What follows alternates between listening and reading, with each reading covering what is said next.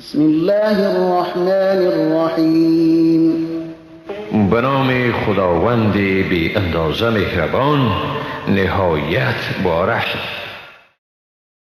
إن في خلق السماوات والأرض واختلاف الليل والنهار والفلك التي تجري في البحر بما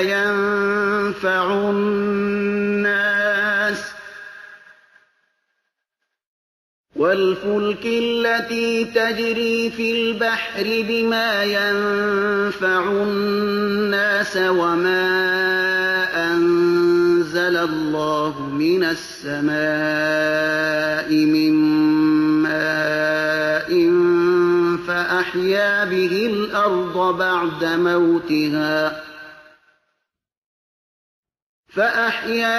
الأرض بعد موتها وبث فيها من كل دابة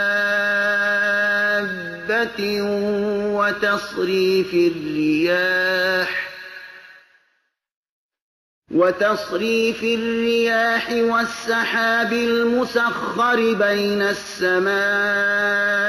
والأرض لآيات لقوم یعقلون. به تحقیق که در آفرینش آسمان ها و زمین، اختلاف شب و روز و در کشتی هایی که در بحر به سود مردم آمد و شد می کنند، در بارانی که خداوند آن را از آسمان نازل کرده و به وسیله آن زمین را بعد از آن که مرده بود زنده گردانیده و جانداران را در روی زمین به هر سو گسترده ساخته است، همچنین در تغییر مسیر بادها و ابرهایی که در بین آسمان و زمین رام شونده اند، یعنی مسیر خیش را می پیمایند،